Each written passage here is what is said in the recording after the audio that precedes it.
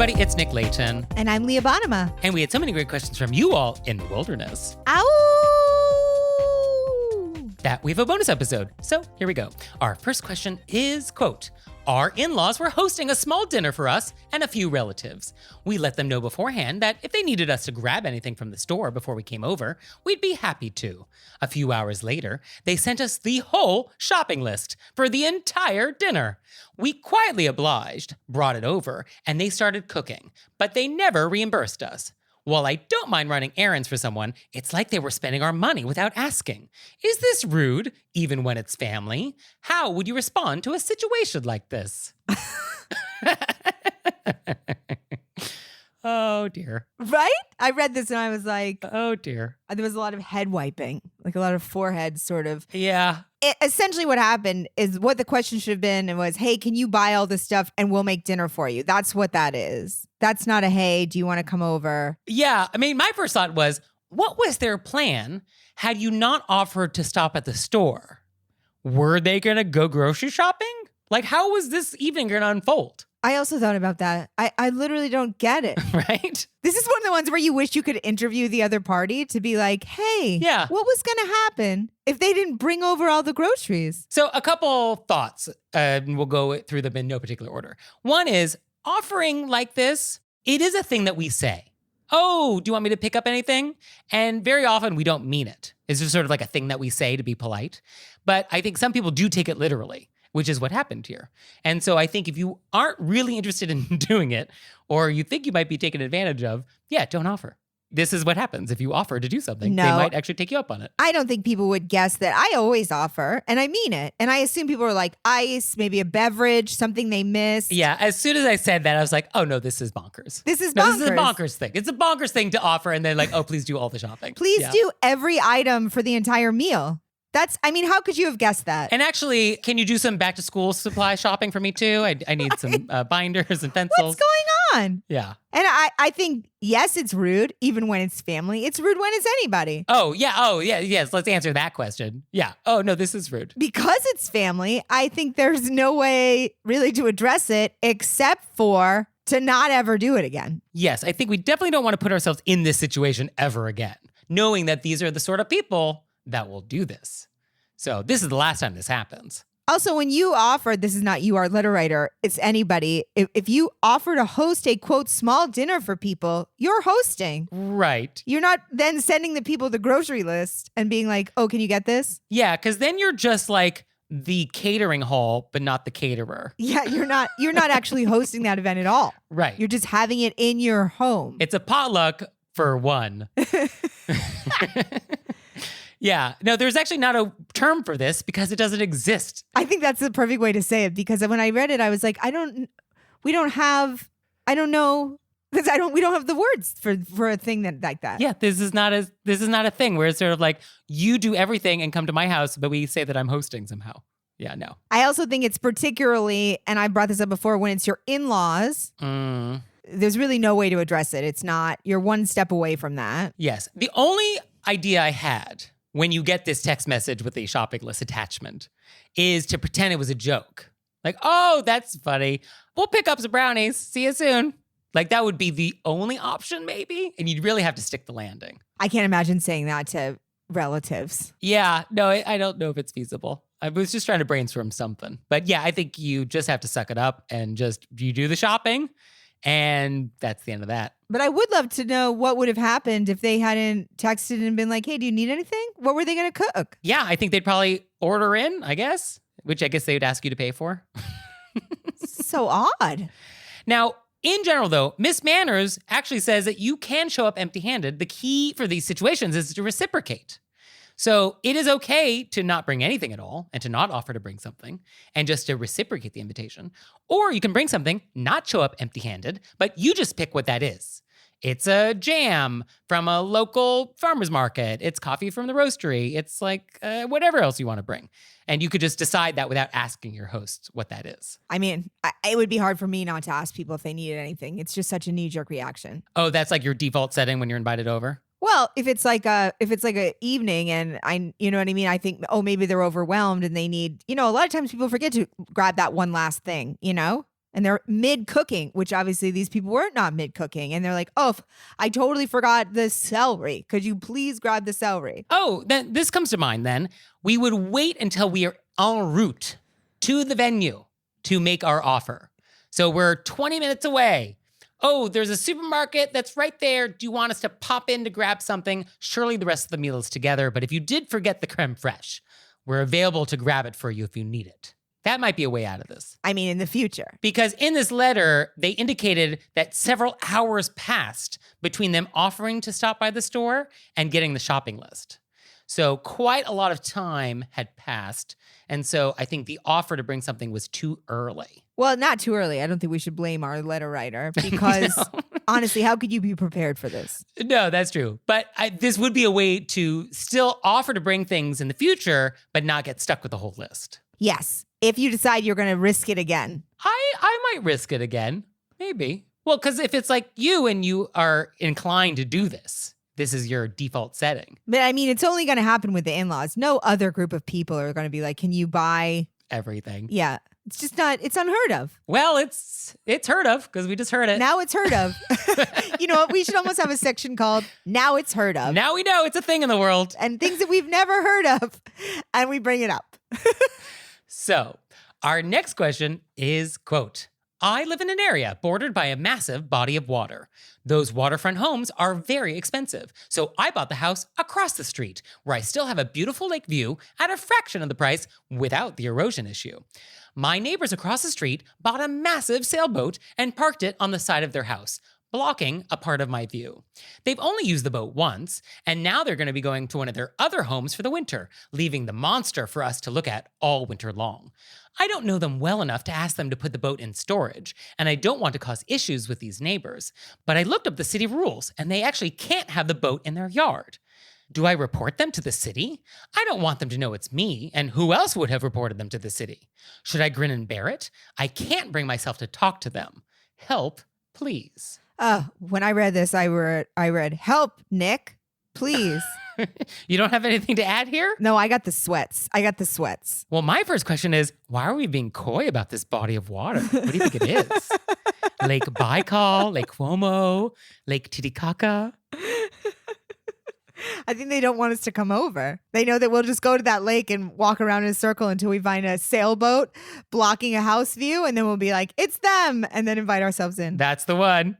So in general, I think it's always nice to try and resolve issues with neighbors without involving the authorities. Like, I think that's a nice place to start. Oh, I definitely agree with that. Yeah. Absolutely. And that goes if you're like in an apartment complex, don't complain to management first. Like, start with the neighbor. See how far you can get. I definitely think that my idea was that I got the sweats being like, what are you going to say when you walk over? Because obviously this person also got the sweats. So then I just, empathically got the sweats with them. Yeah. I mean, I think if you wanted to say something now, it would need to be a polite yet direct conversation, which is, hey, I was wondering if you were going to be putting your boat in storage for the winter.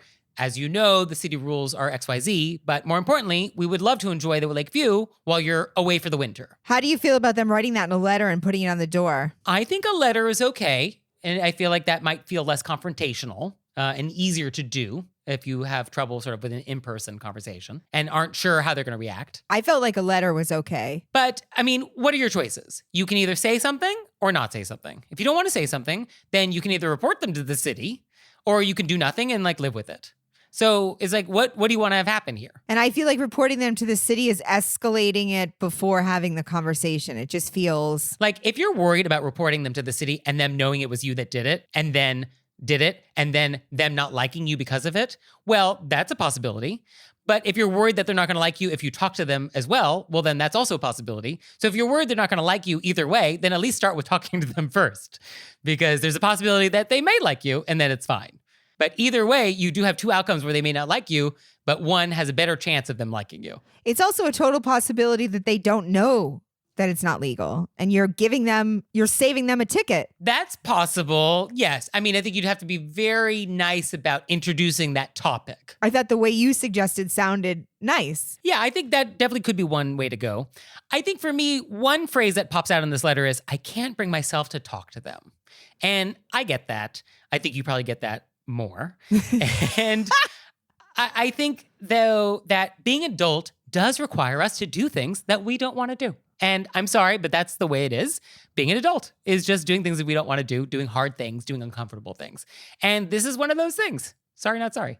So I think you might just have to suck it up and do something you don't really want to do. But like, ultimately, do you want to live with this boat in your view or not? Sometimes when I have to do something I don't want to do, I have a piece of toast first. Okay. It's really my thing. I have a piece of toast. It's a little treat, gives myself fortitude. Uh-huh. Because it is uncomfortable and it's something you don't want to do. And it's either, exactly as Nick said, you do it or you have the boat in your view. But here's another idea I had.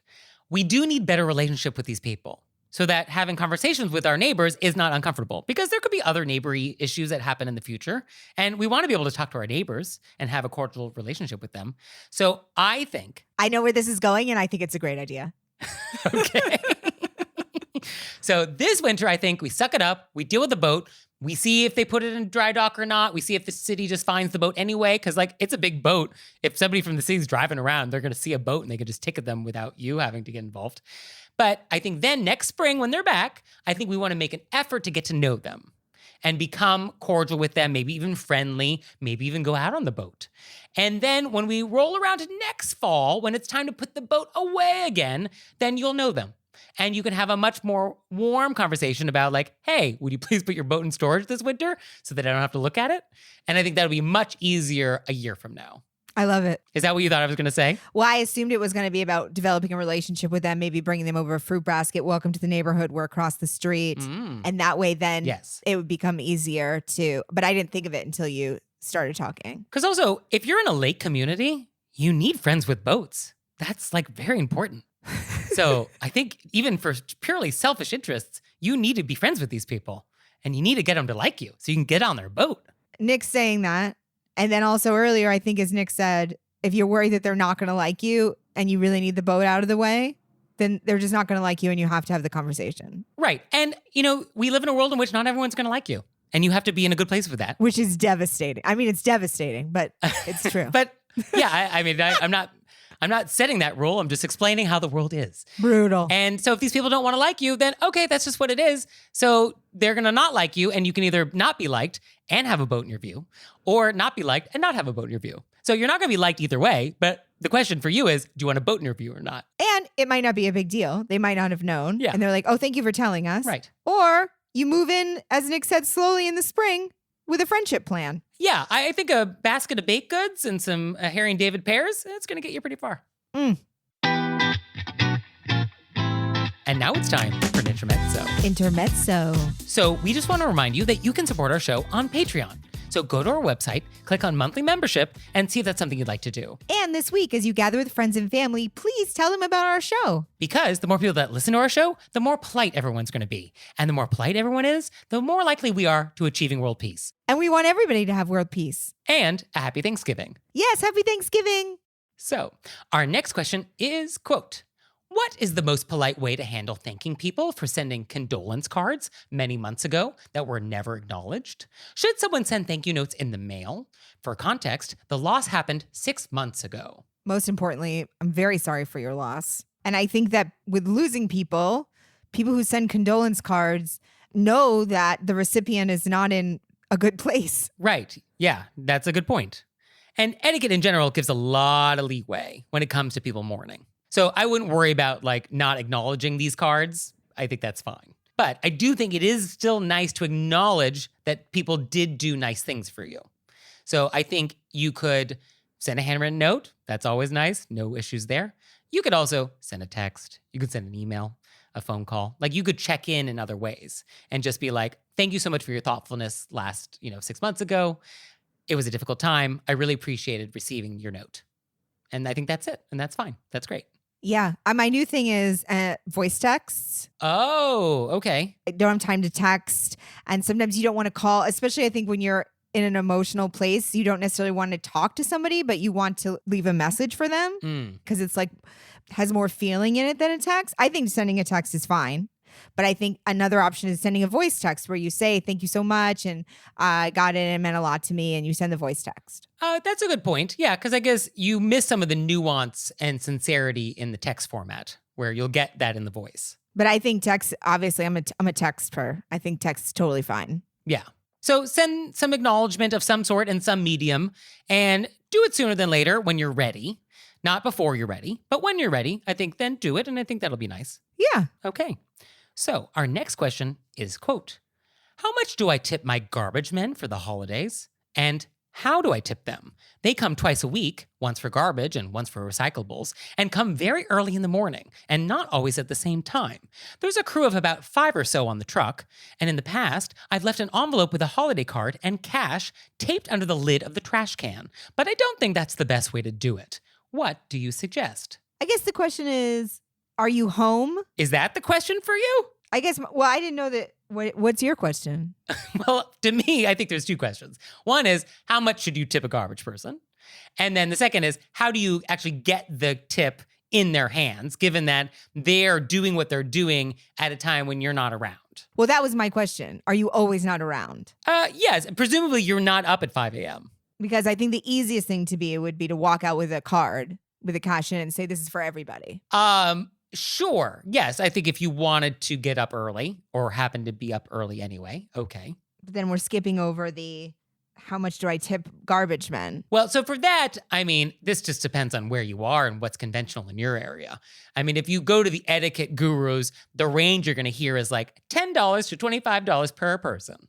And so, depending on how many people are collecting your garbage, that could be some real money. I think it's really nice that you want to figure out the best way to tip your garbage people. Yes. I think the taping it in the lid, I don't love that. I don't think that's the good strategy. Well, they could miss it. Right. I think it's very creative, and I appreciate, that you're like thinking of different ways to do it. I was thinking we probably know where the garbage office is. It's probably in your town somewhere. And so I was thinking, let's go to that office and actually drop off cards to them and have them distribute it to the people that are on your route. I think that that's an option. It seems easier to me to get up 2 hours earlier one day. Oh, really? And just walk outside and say, thank you, and then you can see people's faces and hand it to them. But they're not like the symphony where the baton drops at exactly the right time every week. I mean, they might be a half hour here, an hour there. I mean, it could be 5 a.m., could mean 4 a.m., it could mean 6 a.m. I mean, who knows when they're showing up? I mean, but for you, that's easier. Let me just get up at 4, wait on my porch, listen for the truck, run out when I hear them, versus let me just, during normal business hours, drive to the part of town where the garbage office is and drop off an envelope. Yeah, for me, I'd rather do A. Okay. Well, those are 2 options. I do think garbage people, especially around the holidays, are primed to look under lids for cards, cash, and tips. So I do think that is done in a lot of places, and so I think it won't be missed. But I do think that thieves and other scoundrels also know this around the holidays and are probably looking under lids too, in case you've left anything. So there's a danger that your tip could fall into the wrong hands. Oh, okay. Right? Yeah.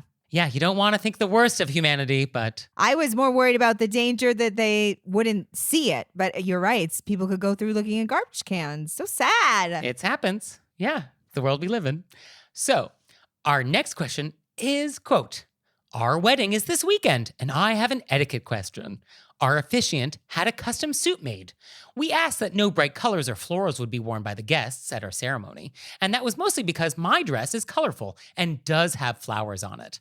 Our officiant didn't tell us what his suit would look like, and we just found out this week that it is literally an entire suit made of a neon flower pattern, the whole suit. And the jacket has bright blue lapels. The pants, all neon flowers, the entire thing. It is a gorgeous suit, but it is definitely exactly what we said on our invitation and on our wedding website that we didn't want. So now we have our officiant scrambling to find a new suit this week, and I feel obligated to pay for it because I am requiring that he buys another expensive suit. I just don't know what to do. Please help. Did you message her back right away? Yeah, I did. Yeah, this was an etiquette emergency, and we were here for her. Yes. So I know what I said. What do you suggest here? I always have so many questions. I have a lot of follow-up questions too. Yeah. I did ask for a photo of the suit and I have not received it. So I'll share that with you if I get it. Because I am curious what a neon flower pattern looks like. Because I feel, I don't want to assume, but I would assume the officiant was familiar with the wedding website and what was asked of people. Yes, I assume that the officiant is a friend of the people getting married. This is not clergy. This is not a justice of the peace. Right? So they knew that they had asked people not to wear bright floral patterns. I assume that the officiant is also a guest and did receive an invitation, did receive a link to the wedding website.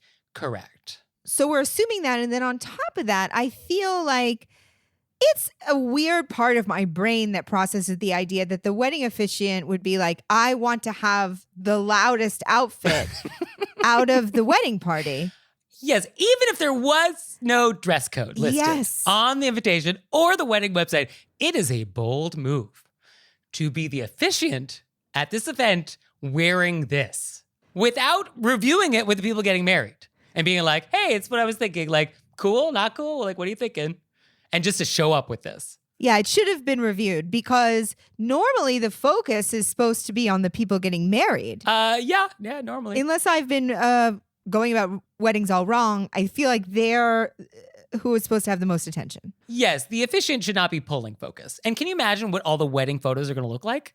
You have this person dead center in the frame. I feel like you're not obligated to pay for it because they should have run it by you. But if it would make you feel better, I think you could say, I really don't want you to wear this, however nice way you think to say it. Yeah, not that way. Yeah, that's not it. But, oh, we didn't want people to wear bright colors because of my dress. And, let me buy you another suit. I don't think you're obligated to do it because really they're sort of out of line. But I think it will make you feel better. Yes, I think if this person was a recipient of the invitation and wedding website and just missed it, I do think you are off the hook technically. Now, I don't think we need to make this person buy a new suit. I would be happy if they wore an older suit that they may already own. I think that would be okay. I don't think I need them to go out shopping. And yeah, do you feel obligated to pay for it? Yeah, I don't think you're obligated. I think you could certainly help make that process easier in some way. So that's either let me take you shopping or let me help you get it tailored or let me set up an appointment at some store that has suiting. I think you could do things short of paying for it itself. I assume they didn't tell the wedding officiant to buy an expensive suit. Please buy a neon expensive suit and have it handmade. I assume that didn't happen. I don't think they're obligated to pay for it at all. Yeah, no. But sometimes it just makes it I almost want to take back what I said. I think you could just say, as Nick said, wear an old suit. Yeah, wear an old suit. That's fine. What did you say? So I told her basically that you are not obligated to buy something if this person received all the information and just missed it or chose to ignore it. And that there's no obligation. If you feel like for harmony or for expediency or for ease, you wanted to offer to pay for it or contribute in some way, that would be fine. And then I did add at the end that in 10 years, no one's going to remember this. When you think about weddings from 10 years ago, the takeaway is just sort of the feeling that you had at that event. You don't remember the specifics. You don't remember what the dessert was. You don't remember the signature cocktail. You don't even remember what you were wearing. So none of it actually matters at the end of the day. And I think if we just keep our eye on the prize, which is what is this event really about? Which is making a promise to somebody in front of your community, then let's just remember that. And who cares what this person's wearing? And it'll be a great story. So, on some level, it's okay. Let's not worry about it. Let's not sweat it. It'll be a beautiful day. So the first part is exactly what I said. Yeah. We were totally in agreement. Yeah. That I would maybe just pay for it to make it easy. Yeah. You're not obligated to do so, but, if you wanted to, and that was just easier to get what you wanted in terms of the look for your wedding, then just do it. I always feel with these, I feel we're missing a part of the story. You want to know, how did this person come upon the idea of making a customed neon suit? Yeah. And thought, oh, this is the thing for this event. Yeah. For these people. Were they asked to make a custom suit? They were definitely not asked to. I can't imagine. Right. I can't imagine. Because if you open that door, then yeah, you're going to get a neon flower suit with blue lapels. That's a world we live in. And I assume this was all on their own. And they must have known that you were what you're wearing and then what you asked your guests. So what I'm picturing is this is one of their friends. And typically you would ask a friend to officiate if they were good friends and if they had some sort of charisma of some sort. And so I can picture that we all have this friend in our world who is that friend that's a little bigger than life, a little louder than average. And this is that type of person where it's oh yeah, of course Chad is going to wear the loud suit at this wedding. That's so Chad. And so I think Chad was just being Chad. And I think Chad was oh yeah, that's for the guests. Gray suits, sure. Guests do that, but I'm not a guest. I'm the officiant. I have a different role here. I'm exempt from all that. And so I think that was what he was thinking, and I think he thought it was fine. And I bet he also thought it would be a fun surprise for him to show up being dressed in this sort of outlandish way. And he thought that was actually going to be kind of a fun thing to sort of spring on them. And I think if anybody knows anything about weddings and people who plan weddings, they do not like surprises. So that was a bit of a misstep. But I think in his head, that's kind of probably what he was thinking. It was like, oh, this is going to be like a fun, bold surprise for them. I like that line of thinking, that's how he got there. Because otherwise, this is malicious? No. Yeah, there's no way it was malicious. No, you don't do neon flowers for malicious purposes. That's crazy. So I think that, yeah, I'd love to know how it went. Yes, please let us know how it worked out. And you out there, if you ever hear something on our show and you want to know, what was the aftermath? Aftermath! We're happy to reach out to the people, see how things went. Was our advice good? Was it garbage? We're always happy to find out. So you can do that through our website or send in your own question, wereyouRaisedByWolves.com, or you can leave us a voicemail or send us a text message, 267-CALL-RBW. And we'll see you next time. Bye. Bye.